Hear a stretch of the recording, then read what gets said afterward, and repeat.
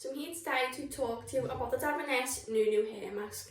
So this is a repairing hair mask for brittle or highly processed hair. It is designed with jojoba oil to add nourishment and shine.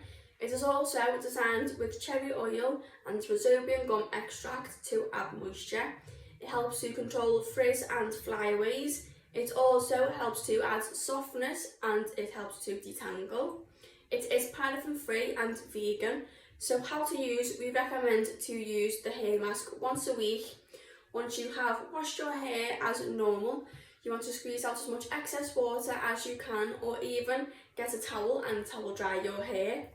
Apply from mid-length to end and then apply all over. You want to get a little tangle teaser to make sure it is evenly distributed through your hair. Leave on for 10 to 15 minutes and then rinse. Hope you all have a lovely day. Bye!